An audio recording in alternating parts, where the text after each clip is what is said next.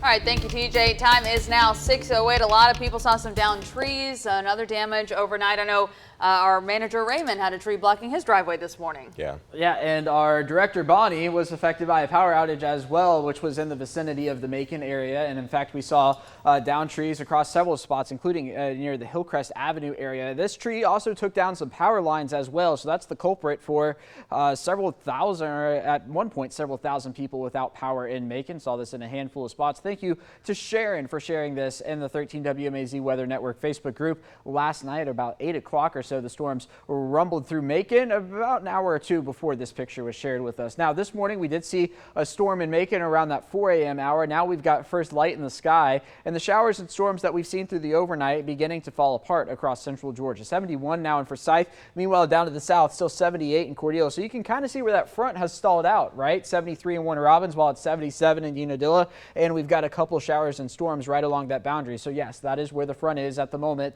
And as of now, you can see that storm just north of the Dublin area really continues to fall apart. The lightning strikes just north of Dublin are fading away, and the heavy rain fading away as it moves towards the Adrian area. So mostly dry now in central Georgia, but we are not going to remain that way today. A level 2 storm risk for, we'll say, Interstate 16 and points south. So if 16 were to continue past Macon, and towards Thomaston, it's that area primarily for damaging winds today, but also the threat of large hail. A level 1 in place just to the north of that, and then actually no level 0 for Sparta, Eatonton, and Monticello. So we're going to be watching the radar through the afternoon. It does look like the timing is shaping up to be after the noon hour. In fact, this is stopping future view at 1 p.m. Already looking at temperatures in the 90s. Then by the time we get to 4 o'clock tonight, the area we just highlighted is where the storms are going to be rumbling through according to this run of the models. There's 5 p.m. there on into the evening tonight, moving out of central Georgia by about 7 p.m. Clearing out through the overnight hours, and then should be clear tomorrow morning. Not expecting to see storms like we did this morning.